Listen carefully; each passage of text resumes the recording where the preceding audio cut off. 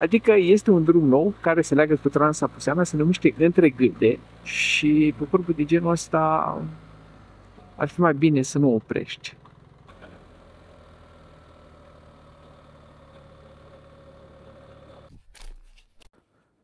Ce fain e! Că după aia ar trebui să fie totul asfaltat. Opa, ce mi-a fugit fundulețul! M-am panicat, cu trasul de volan în partea opusă. Mamă, cât de fain!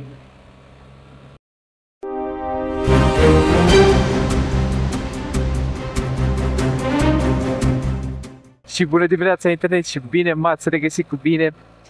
Alex, și atâta pe motor săptămâna asta, suntem pe punctul să intrăm, uite, intersecția acolo cu Rămeț, deci intrăm pe Transapuseana.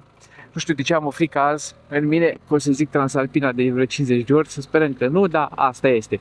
Bun, suntem pe Transapuseana și de ce suntem astăzi aici? Pentru că pot să spuneți că a mai fost odată anul ăsta, pentru că avem ceva nou și în plus tura aceasta, unul la mână, Transapuseana și-a primit un apendice nou, ca să spun așa, adică este un drum nou care se leagă cu Transapuseana, se numește Între Gâlde, pe care vrem să-l facem. Dacă să-l facem, trebuie să trecem prima porțiune aici de, nu știu cât, vreo 30 ceva de kilometri dinspre partea asta, dinspre Aiu. E un drum vechi în sine, Între Gâlde, dar a fost recent asfaltat și mulțumesc pe această cale și lui Vlad din comunitatea Alex pe motor, că el ne-a zis de el, a făcut tura, a înregistrat traseul, ne-a dat GPX-ul, ne-a explicat care e treaba, ce și cum e cu drumul ăsta și m-a motivat și pe mine să vin. Și a doua chestie, am auzit că este un loc super bun de cafea de specialitate. Aici nu sunt o mare cunoscător de cafea de specialitate, dar sunt mare băutor de cafea. Și mulțumită tot așa lui Petri din comunitatea Alex pe motor, am aflat de el, localul se numește Vatra Apuseni. Dar o să vi le arăt când o să ajungem. Și exact înainte să facem stânga de pe Transapuseana pe drumul nou pe care vrem să-l facem azi pe Între Gâlde, o să oprim acolo la cafea. Ceea ce înseamnă că astăzi nu o să oprim la masă, la o ciorbă după aia, pentru că mă grăbesc și eu că e ziua în care Motomus își serbează aniversarea, sunt evenimente acolo și o să vreau să ajung și la Motomus, unde sper să mă văd cu voi în număr mult mai mare. Bun, astea fiind spuse, ați văzut, tocmai am intrat pe Transapuseana. Ne bucurăm de o dimineață semicălduroasă, că sunt 19 grade, până aici pe autostradă am venit cu încălzirea în mașoane pornită. Soare frumos, un pic de trafic, e 10 dimineața, deja începe să uple și mă aștept să ne întâlnim și cu foarte mulți motocicliști de cursul zilele de azi, dar nu contează. Suntem aici, suntem pe Transapuseana, e o zi frumoasă de sâmbătă, l-avem pe Nicușor cu așa, frumoasă Honda CB NC lui 750X în fața noastră. Suntem amândoi ca frații. Hai să dăm o tură de Transapuseana și să vedem nou drum care leagă Transapuseana de Teiuș. La Teiuș o să ieșim, Între Gâlde. Și bineînțeles, ca de obicei, uitați harta acum în fața voastră să vedeți exact despre ce e vorba și traseul pe care îl fac eu astăzi. Frumos, uitați-vă la Nicu ce frumos e. Las palpizul mai jos să-l vedeți. Zici că e o garofiță. O lepădă. Ia vede. Și Nicu e motociclist, teoretic e mai vechi ca mine, are permisul dinaintea mea, dar a avut o pauză de vreo 10 ani de la motociclit. Și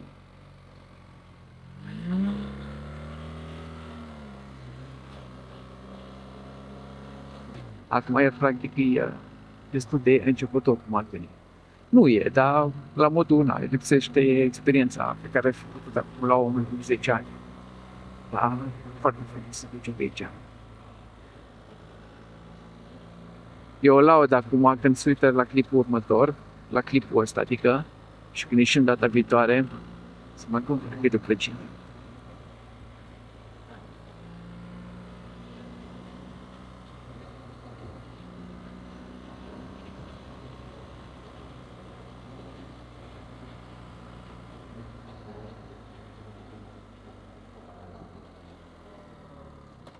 Aici, pe curbele astea, mașinile astea frânează cam tare. Ia să punem și un indicator. de înclinare, să vedem ce avem aici. 28-29 de grade, o nimic deodată, nici nu ne-am chinuit. Foarte important în curbele astea să menții distanța, nu asta, că asta e aproape drept, dar serpentinele astea au un grad foarte mare de inclinare în curbă, să menții distanța când ai mașini din față. În mod normal e important să-ți menții distanța, dar luați în vedere dacă cumva mașinile din față se opresc, tot șirul ăla, cred că la motociclete, dacă se oprește un motocicletă în față, na, cel mai rău faci un pic de pac, counter steering și treci pe lângă ea pe curbă și asta este. Dacă drumul e așa înclinat și mașinile din față îți opresc, s-ar putea să fie nevoie să oprești și tu. Și pe curbul de genul ăsta ar fi mai bine să nu oprești. Aia vreau să zic, de-aia nici nu face că trebuie să încetinesc așa tare, mai bine las pe Nicu să ia un pic de distanță și după aia să nu ducă mai pe roci mai tare când îl văd pe el cu ieșit.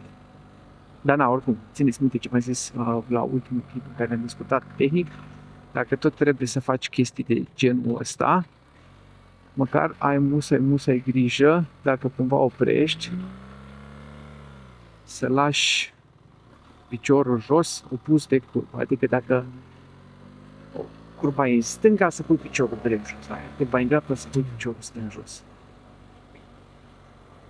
Și încearcă să nu blochezi roata față.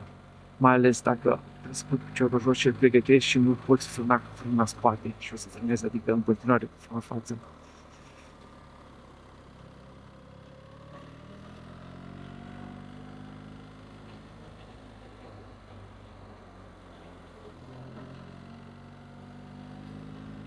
Imediat, nu știu, cred că mai avem mult și ajungem în vârf. Și vreau să presfac 2 pozici pentru Instagram și alte rețele sociale.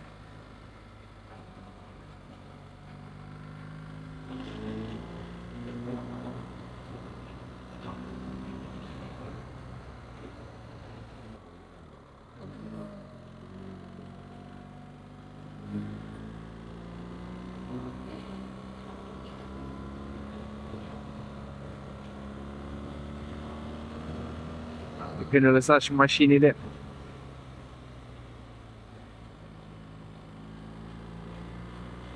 Și acum mergem mai în ritmul nostru un pic.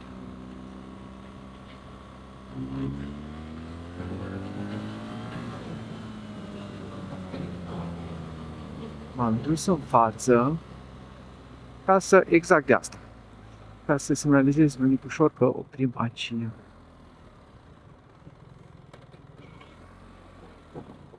Ce frumos e. Ia, hai să facem 2 poziții. Poziții aici în boscheț. Cam fain.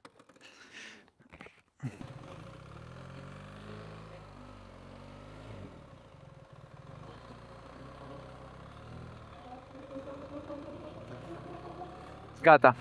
N-am stat mult, am făcut 2 poziții numai, că zis Nică că este un loc și mai fain de belvedere pe aici. Eu nu le știu, că tura trecută și singura tură anterioară când am fost, da, se vede foarte fain. Mi-arată Nicu. Și singura tură când am fost pe aici, eram cu Ilea și am fost prea absorbit de frumusețea ei și vă dați seama că nu am băgat foarte bine în cap ce este, ce se poate face.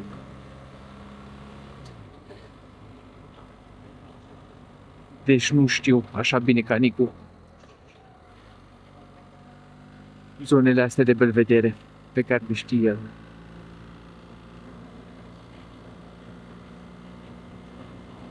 Da, nu-i nimic, ne le arată el și lasă că le vedeți și voi. Pentru că Nicu, nu știu dacă am zis mai devreme, e de aici din la Brut, e capătul celălalt de Transambusenii. Practic suntem la el în spatele casei. Oh, ce fain.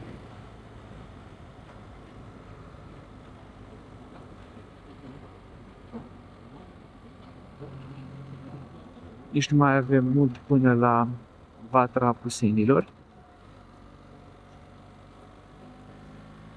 Să dăm bici.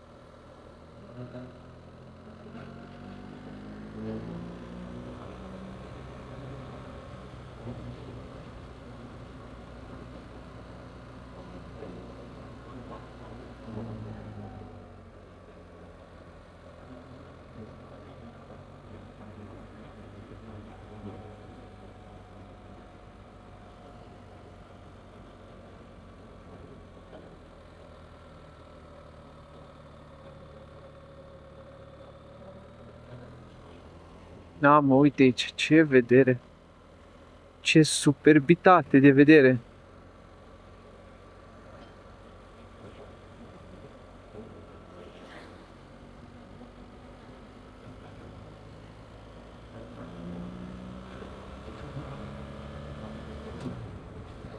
E pe porțiunea asta.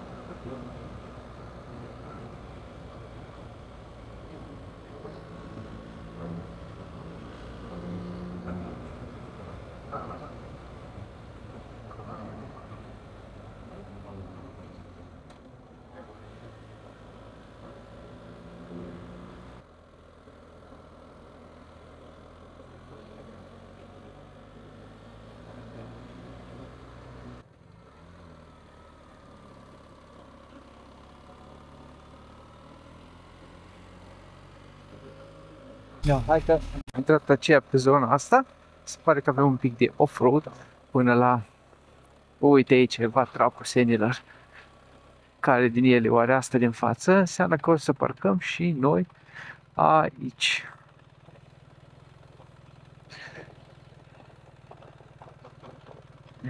Mamă, ce faine!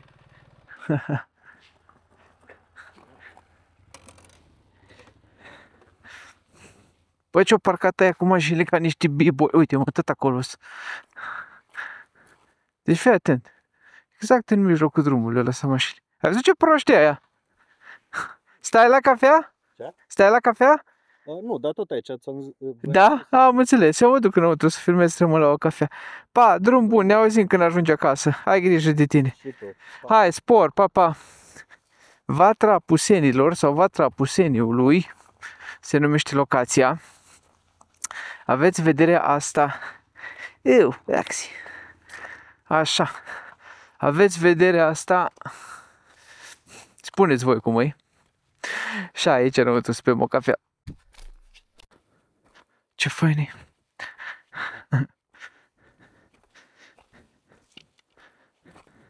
Și locația și view și mai ales cățelul ăla. Ce fain este toate. Băi, sper să mai prind loc la terasă. Salut!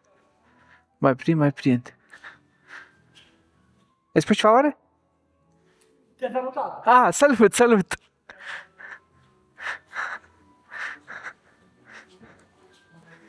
Ah, așa da. Bună. Sănătate să avem, mi-am luat un ice coffee. Latte. Și m-am întâlnit cu colegul asta la povești cu colegul cu KTM-ul, care era acolo în parcare. Dacă l-ați văzut, el e din Iași, băiatul și-a făcut o tură de câteva zile pe aici, până la Puseni, bravo lui, foarte fain. Și îmi beau cafea aici, dar hai să vă arăt ce view aveți. Ce view avem. Se cheamă Vatra Puseni. Am găsit acum pe net. Na. Cam fain. Aici pe terasuca asta pe care sunt eu. Și noi venim din spate și mergem în partea aia, o să coborâm după dealurile astea și o luăm așa printre ele, alea sunt între gardele undeva, pe după toate astea și ieșim în partea aia la Tecuci.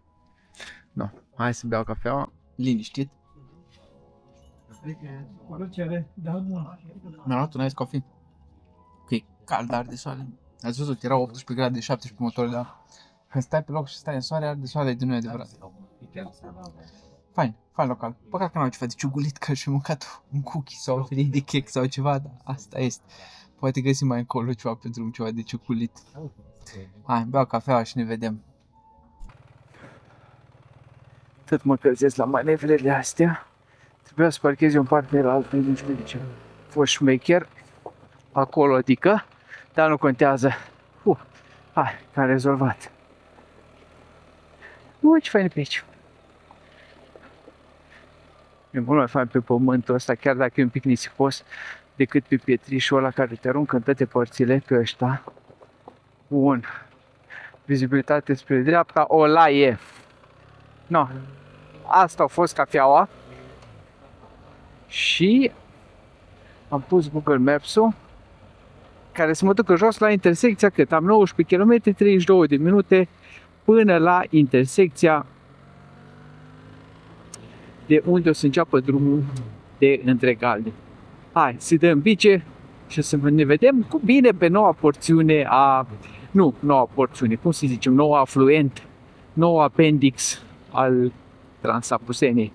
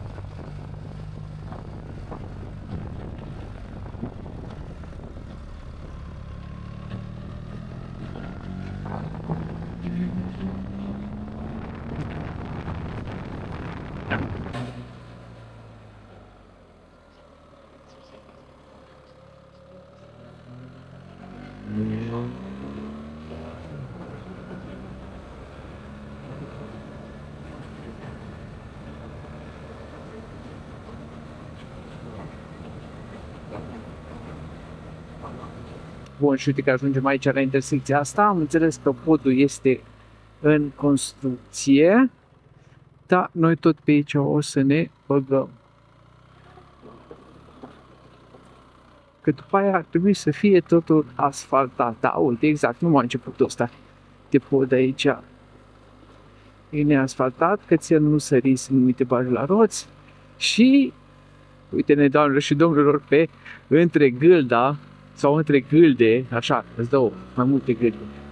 De aici începe, ce vă tot ziceam, apendicele ăsta nou al Transapusenei, care de acum înainte o să ne ducă la Teiușel, să vedem cum am zis că e foarte, foarte fain pe aici. Și pare totuși că e mai, cel puțin în partea asta, e mai lat decât Transapuseana. Îți două benzi de două mașini, într-adevăr mai înguste, dar îți două. Cât avem de aici, 400 de km, 55 de minute, 54 până la Teiuș pe partea asta. De frumos, de-o filmez. Da, filmez. E drumul 107K, dacă vreți să căutați exact pe hartă. Ca de la cam șmecher pe aici.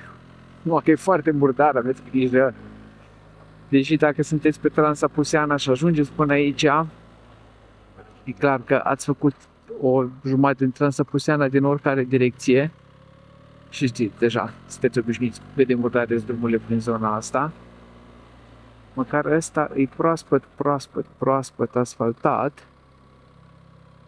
Numai că trebuie avut mare grijă că e foarte întuneric la umbră și nu vezi deloc asfaltul. E foarte deasă pădurea. De asta s-ar putea să aveți și voi acum pe cameră, să nu facă fața cu dynamic range-ul, să se modifice de la lumina la soare, că stau puțin într-o zonă de umbră, stau puțin într-o zonă de soare și să vedeți un pic ciudat. Dar uite, tot urcăm, e fain, hai că mă duc pe aici aproape că nu știu ce trafic e. Aproape și cu strâns din buci să n-am mizerie la umbră în curbă, că să nu o văd la timp. Drept e că pe aici mai bine merg cu grijă, dar urcăm sănătos, adică văd că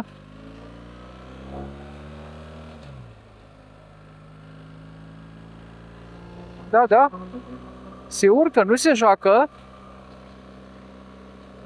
Între gâlde. Pentru că probabil undeva prin zona asta sunt două gâlde. Și ăsta e drumul dintre ele.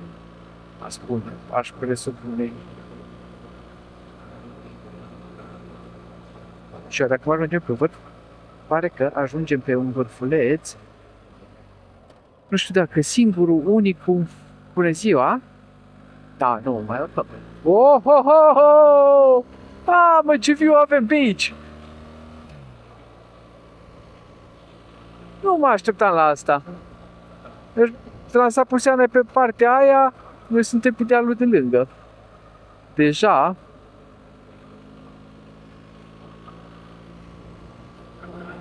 Da, mersi încă o dată, Vlad, pentru recomandare. Vlad din comunitatea Alex pe motor. Că el a descoperit, el ne-a zis, ne-a trimis GPX-ul și foarte bine a făcut. Foarte, foarte bine a făcut. Op, op, op, jec pe jos. Uite și aici cât pământ în curbiță, pietriș în pământ. Opa, ce m-a fugit fundulețul. Gata, ne-am mutat sensul, acum ne îndepărtăm de Transapuseana. Ea în spatele nostru, cumva suntem perpendicular și cu spatele la ea ne îndepărtăm de ea. Și uite prin ce pădure faină ne duce. Și aici s-o și îngustat drumul, nu mai e de două mașini cum am avut până aici. E cam o mașină jumate, exact ca pe Transapuseana. Da, e clar, e drum proaspăt, nou-nouț făcut. Cred că dacă mă chinui, trag pe dreapta și îl miros un pic, simt încă mirosul bocancilor muncitorilor care lucrau la el. Deci e cât se poate de proaspăt.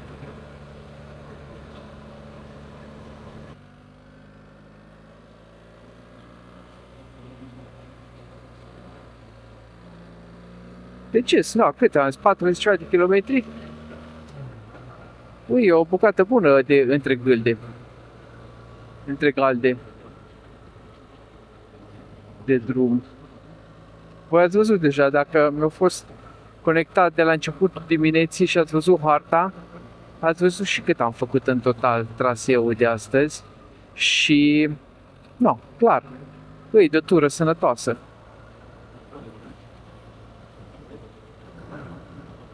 Nu chiar de toată ziua, dar de 3 sferturi din zi, da. Și asta în condițiile, uite, grijă la pietre, că calm. Și asta în condițiile în care ai și o bucată de autostradă.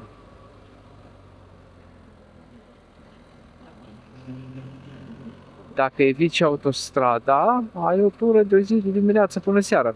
Să vii să faci partea asta faină de Transapuseana cu bucata asta de între galde.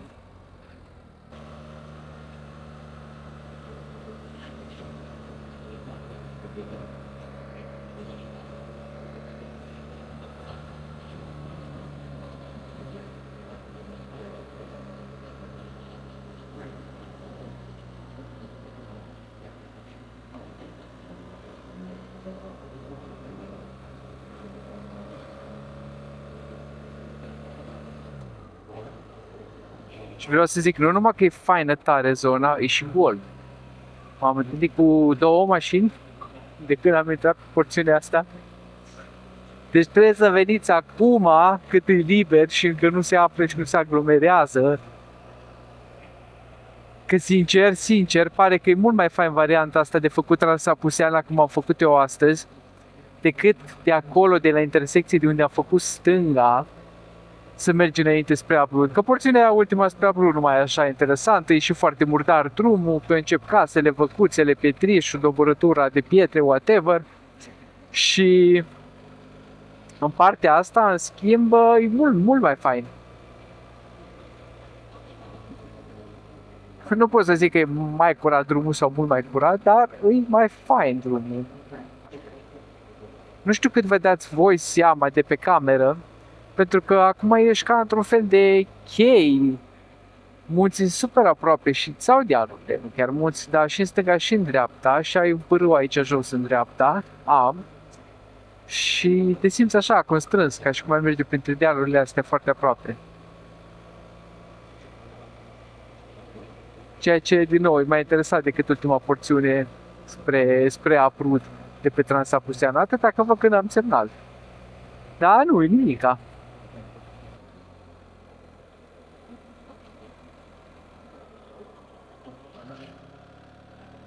De-aia zic să nu veniți foarte tare pe aici. Tipul venea cam tare și s-a panicat, mă rog, eu am avut timp să frânez, eu nu veneam așa tare, am frânat și m-am strâns pe partea mea, de el s-a cam panicat, cu trasă de volan în partea opusă, adică exact în direcția mea, după aia au corectat. Bă, uite, am ajuns într-o zonă de chei, ce fain e pe aici. Uite așa, uite, tati, ce frumusețe, domnule.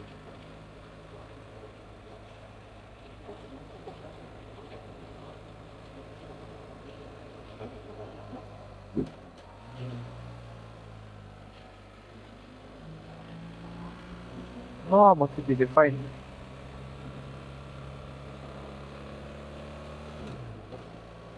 Nu știu cât mai am. A, uite cum a venit, ne trebuie să vedem. Recent searches, Teiuș.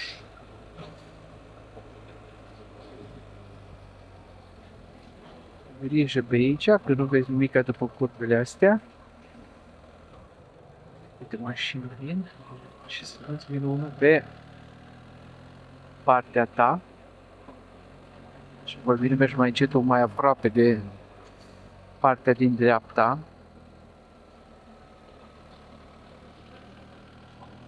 Dacă nu ai vizibilitate.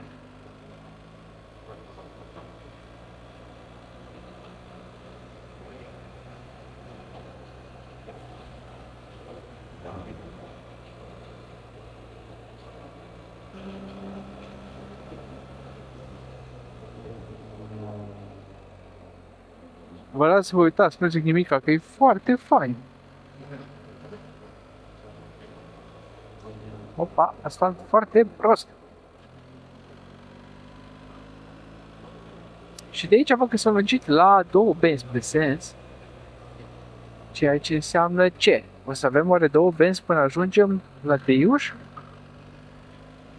Sau e ceva porțiune temporară? Cu porțiune de asta de chei. Acum pe final mai avem 17 km până la Teiuș. Aia a fost una scurtă. Numai ce s-a îngustat drumul într-o bandă, am trecut prin cheile astea micuțe. Și am revenit la 2 benzi. Și dragilor, cam asta a fost pentru astăzi. Dacă ați rămas până aici, vă mulțumesc foarte frumos. Sunteți foarte de treabă că faceți chestia asta și cel mai important pentru mine ca să mă ajutați cu algoritmul. Dacă nu sunteți încă abonați, am să vă rog să luați în considerare abonare, presionați butoanele de like, de share către prietenii voștri și lăsați-mi un comentariu. Ca de obicei, spuneți-mi ce părere aveți de traseul ăsta, de drumul ăsta nou între Galde sau între Gâlde, sunt convins că o să mă corectați în comentarii. Uai, ce fain e pe aici! Ha, foarte frumos!